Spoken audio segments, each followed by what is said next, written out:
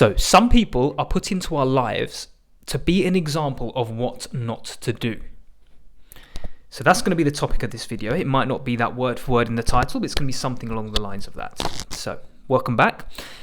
And let me expand and clarify a bit further on what I mean. So there's always someone in our lives that is takes something to the extreme, the far extreme. It could be, the extreme version of being negative, the extreme version of being, overly sexual, the extreme version of being addicted to alcohol, to drugs, to food, whatever it may be. There's always a category of someone that we have in our life that is like too far one way of a particular area, and there can also be the opposite as well, where they're too far the opposite way. So there could be like someone that's an alcoholic that drinks every day, and there could be someone that never drinks and is terrified by the thought of drinking. So there could be two extremes, but often it's very rare to have both extremes.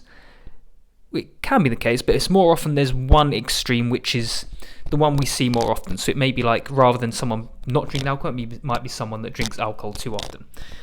So why is this the case? Because in society, in culture, we judge these people, we frown upon them. Look at this person, they drink too much alcohol, or this person's so negative, or this person's overly sexual, always having sexual relations, all this kind of stuff. But whatever it is, we judge those people rather than seeing them for what they're actually meant to be.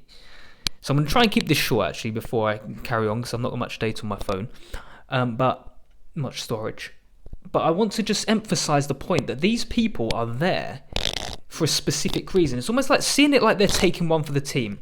They've taken, from a soul perspective, they've said, all right, there's for this person to learn what not to do and how much is too far one way on the scale or the spectrum. I'm going to be a living example for them, and I'm going to take one for the team and be addicted to certain things, whether it's alcohol, drugs, sex, whatever it may be, just so they can see if they carry on doing what they're doing, living this way they're living, they're going to end up like this. So that's the way I see it now when I see these people in my life that are really extreme of one version. They're put there for me to then look and go, okay, I'll use food, that's a personal example. Like, if I see someone in my family that's perhaps overweight, because I love food, I have a bit of a binge eating problem, to be quite honest. I've had that over the years and I'm working on it intensely now. But the point is, if I hadn't recognised that early on, I could have seen someone with bad health issues or someone that was overweight in the family or my friend circle, whatever, and gone, if I don't stop doing what I'm doing now, I could end up like that. So it's there in front of you, showing you what not to do, because this is years and years and years and years of doing what you're doing that's going to lead to that end result. But like I say, in society, we judge those people. He's overweight, she's alcoholic, she's a sex addict, whatever. But they're literally just there to show you, all right, this is the extreme version. Now you also need to know the other extreme, I will add, because if there's, let's say again, alcohol. If there's someone that's an alcoholic, they drink every day, they're passed out drunk every night, okay, that's one extreme. But you also need to know the opposite, because if you're there every time someone has a sip of alcohol, you're terrified and you're like, don't come near me, you start getting like, anxiety, and you can't survive around it, and you can't cope, you're trying to run away, you're scared of it. That's also not good. So often you need to have a pendulum. You need to experience one, swing back to the other way. So in this case, the alcohol, you need to know that running away from alcohol in this case is also not good.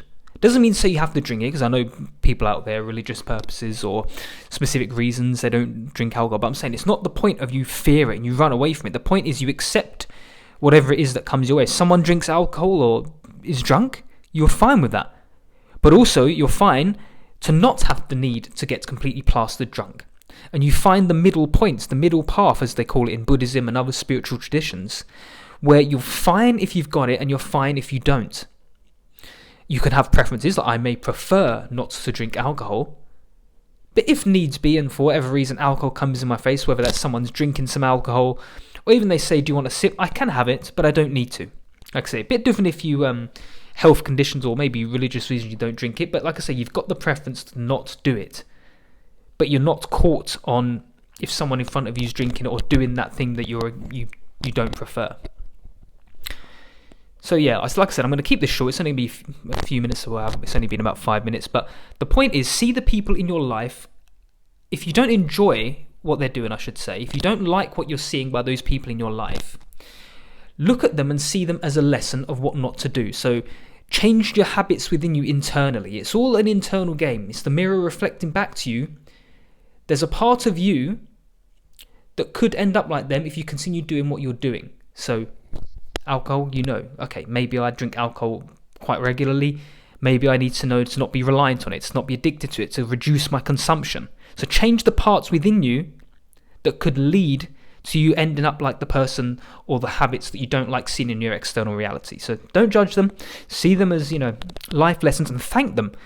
Like, see it from a place of love. Go like, this individual from a soul level has chosen to come down in this physical body to experience these health conditions, these extreme addictions, whatever they are, and they've done it because they want to show me what I can end up like if I continue in these bad ways, these bad habits. I really should be thankful. Like that you've taken one for the team. You've literally put yourself through that suffering so I don't have to do it, and so that I can break out of these patterns early and then be healthy or be, more balanced myself and help others become more balanced. So see it as from a different perspective, from a place of love, from gratitude, and just know that you can be different and you don't have to end up in the same way. Because often when people, they say like, oh, it's in the family, our family's over, our family all drinks, our family all does this, it's because they just follow the crowd and what every other generation's be doing, and it just doesn't break out. But like I say, if you look at it from a different perspective, rather than saying I am this way because everyone else in my family does it, be like, I managed to break out of this, so I'm no longer following the same pattern. All right, I'm going to leave it there. I may do another one on this again, who knows, but enjoy.